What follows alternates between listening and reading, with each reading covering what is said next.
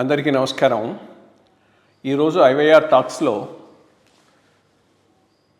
తెలంగాణలో చర్చించబడుతున్న ఈ రాజచిహ్నం లేదా రాష్ట్ర చిహ్నం గురించి కొంత విశ్లేషిద్దాం. ప్రధానంగా ఆంధ్రప్రదేశ్ రాష్ట్రం ఉమ్మడి రాష్ట్రం ఉన్నప్పుడు పూర్ణకుంభం, అమరావతిలో ఉన్నటువంటి పూర్ణకుంభాన్ని మన రాష్ట్రం యొక్క రాష్ట్ర చిహ్నంగా మనం పెట్టుకున్నాం. అది అట్లాగే కొనసాగింది. సరే, ప్రత్యేక రాష్ట్రం అయిన తర్వాత ఆంధ్రప్రదేశ్ రాష్ట్రం అదే కొద్ది స్మాల్ మార్పులతో అదే చిహ్నంతో కొనసాగిస్తూ ఉన్నది. తెలంగాణకి ఏముండాలనే దాని మీద ఆ రోజుల్లో కేసీఆర్ గారు రెండు ప్రధానమైనటువంటి చారిత్రక కట్టడాలను, ఆ చారిత్రక చిహ్నాలను సమన్వయం చేసి ఒక చిహ్నాన్ని రూపొందించి అది అధికారిక చిహ్నంగా ప్రకటించడం జరిగింది. వరంగల్లో ఉన్న కాకతీయుల తోరణం, ఇది మొదటి నుంచి మనకు చాలా ప్రధానమైనటువంటి, అది కేవలం తెలంగాణ వారసత్వం కాదు, నేను అది ఒప్పుకోను. ఇది ఆంధ్రుల వారసత్వం. తెలంగాణలో ఉన్నటువంటి వరంగల్ కాకతీయుల ఆ ముఖద్వారం అనేటటువంటిది తెలంగాణకి ఎంత ముఖ్యమో మిగిలిన ప్రాంతాలకు కూడా, తెలుగువారికి అందరికీ అంత ముఖ్యం. దానిని ఒక చిహ్నంగా తీసుకుంటూ దాని మధ్యలో చార్మినార్ను కూడా పెట్టడం జరిగింది. ఇప్పుడు దీన్ని మార్చాలి అనేటటువంటి ఒక డిస్కషన్ జరుగుతున్నది. నా దృష్టిలో ఇది చక్కని ఒక రకంగా చారిత్రకంగా తెలంగాణకు ప్రముఖమైన రెండు రాజవంశాల యొక్క ప్రధాన చిహ్నాలను సమన్వయం చేస్తూ చేసుకున్నటువంటి రాజచిహ్నంగా నేను భావిస్తాను. ఇది కేవలం దీని ప్రాశస్త్యం తెలంగాణకే పరిమితం కాదు, ఆంధ్ర కూడా చాలా ఇంపార్టెంట్ అయినటువంటి, or let's say differently, Telugu వారందరికీ చాలా ఇంపార్టెంట్ అయినటువంటి చిహ్నంగా దీన్ని నేను భావిస్తాను. దీన్ని మార్చటం సరికాకపోవచ్చు అనేది నా అభిప్రాయం. దానికి కారణాలు విశ్లేషిద్దాం. సరే, ఈ చిహ్నాలు అనేటటువంటివి ప్రతి దేశానికి వాళ్ళ చారిత్రక, కల్చరల్, సాంస్కృతిక ఐడెంటిటీని వ్యక్తీకరించడం కోసంగా ఈ చిహ్నం అనేటటువంటిది ఒకటి పెట్టుకోవడం జరుగుతుంది. సరే, మనం స్వాతంత్ర్యం వచ్చిన కొత్తల్లో అశోకుడి సారనాథ్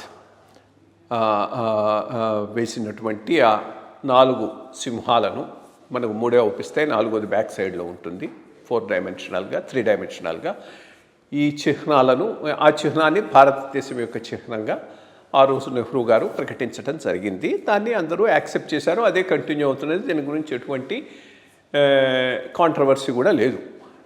ఆ రోజు చెప్పిన దాని ప్రకారంగా, ఆ రోజు మనకు చరిత్ర చెప్పిన దాని ప్రకారంగా చండశాసనుడైనటువంటి అశోకుడు కళింగ యుద్ధం తర్వాత మనసు మారి బుద్ధుడైన తర్వాత ఇవన్నీ చేశాడని అది మనం చదువుకున్నాం. కానీ ఈరోజు చరిత్ర తెలిసిన తర్వాత,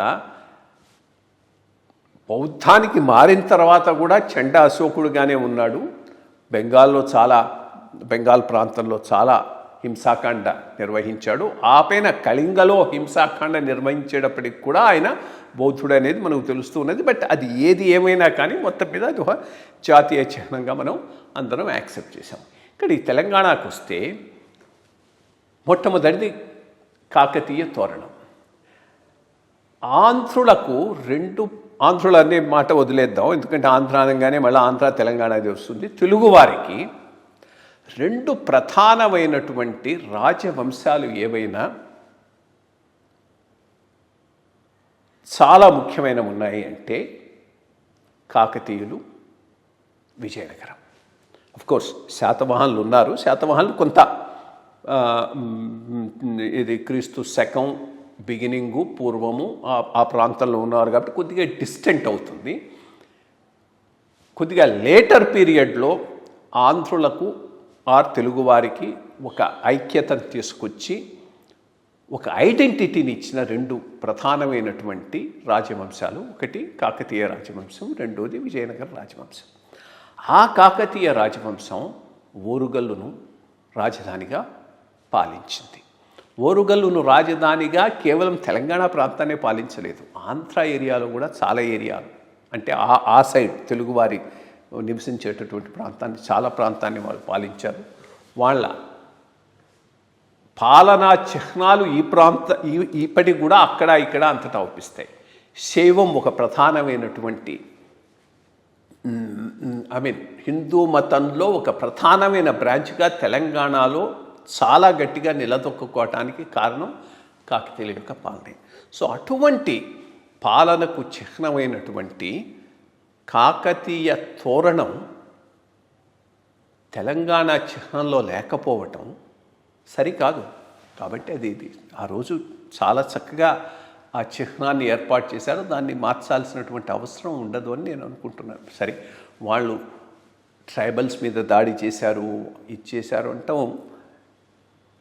ఏ డైనాసిటీ అయినా ఆ రోజు ఉన్న పరిస్థితులను బట్టి ఆ రోజుల్లో వాళ్ళ పరిపాలన నిర్వహిస్తారు. దాన్ని ఈ రోజుకు అన్వయం చేసి అందువల్ల మేము తీసేస్తామనేటటువంటిది సరైనటువంటి విధానం కాకపోవచ్చు. ఇక రెండోది చార్మినార్. హైదరాబాద్ అంటేనే గుర్తుకొచ్చేది చార్మినార్. చార్మినార్ కట్టించింది అంటే ఇది కొంత చరిత్ర తెలియకపోబట్టి కూడా కొంతమంది అక్కడక్కడ కామెంట్లు పెడుతూ ఉన్నారు. రజాకర్లకు ప్రాతినిధ్యం వహించేదానిలాగా చార్మినార్ చెప్తున్నారు. అది కరెక్ట్ కాదు. చార్మినార్ కట్టించినటువంటి కుతుబ్షాహీ వంశం, ఆ పైన పాలించిన ఔరంగజేబు మొఘల్ సామ్రాజ్యం అంతంలో మళ్ళా వచ్చి పాలించినటువంటి అసఫ్ జాహీ వంశానికి చాలా తేడా ఉంది. కుతుబ్ షాహీ వంశం ప్రధానంగా షియా, ఇరాన్ ప్రాంతం నుంచి వచ్చారు. షియా మతం, సున్నీ కాదు వాళ్ళు. రెండోది, మొదట్లో కొంత హిందువుల మీద ద్వేషం ఇది ఉన్నా కానీ రాను రాను హిందువులకు చాలా ప్రామినెన్స్ ఇచ్చిన చాలా కొద్ది ముస్లిం రాజ్యాలలో ఒక ప్రధానమైన రాజ్యం కుతుబ్ షాహీ రాజ్యం. గోల్కొండను క్యాపిటల్గా, రాజధానిగా చేసుకొని పరిపాలన జరిపినటువంటి కుతుబ్ షాహీ వంశం.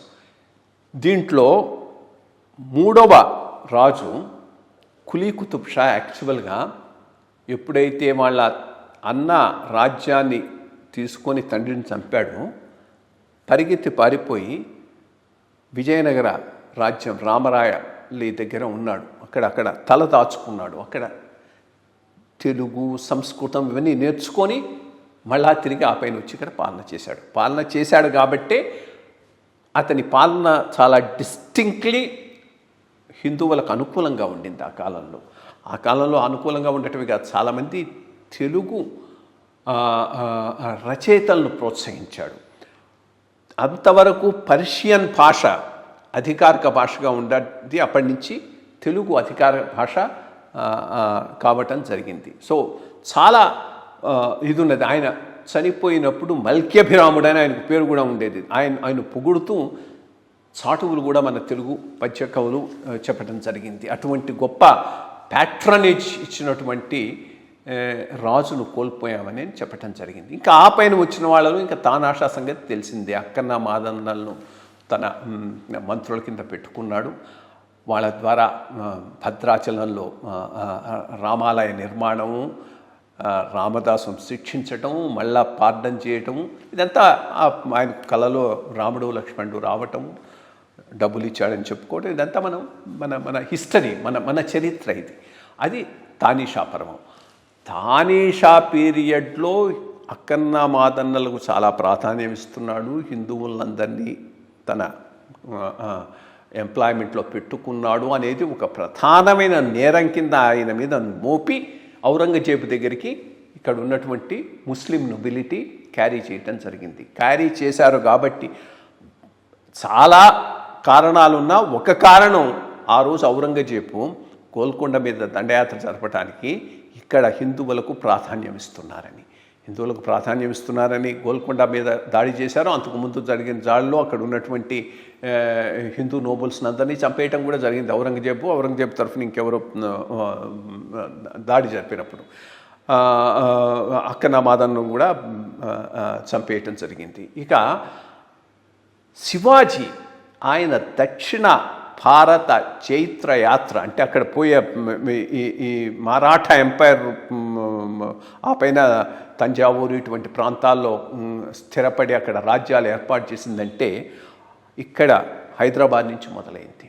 ఆయన అక్కన్నమాదన్నలు ఆహ్వానించటం, తానీషా దగ్గర ఆయన రావటం, ఇక్కడి నుంచి సహాయం కూడా తీసుకొని తన దక్షిణ భారత దండయాత్రను ప్రారంభించాడు.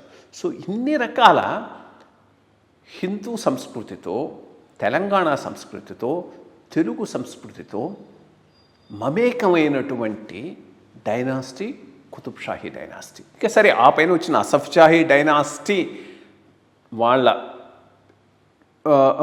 చివరి దశలో ఈ రజాకర్లను ప్రోత్సహించారనేది వాస్తవం. వాళ్ళ ద్వారా ఒక ప్రత్యేక దేశంగానే దీన్ని రూపుదిద్దుకునేటట్టుగా చేసుకోవటానికి చాలా ప్రయత్నం చేశారనేది వాస్తవం. దాంట్లో ఏమి తప్పు లేదు, దాంట్లో ఏమీ సంశయం లేదు. అంతేకాకుండా వాళ్ళది చాలా అప్రెసివ్గా, వాళ్ళ పాలన చాలా అప్రెసివ్గా ఉన్నదనటం, సాయుధ తెలంగాణ తిరుగుబాటు, ఇవన్నీ హిస్టారికల్ ఫ్యాక్ట్స్.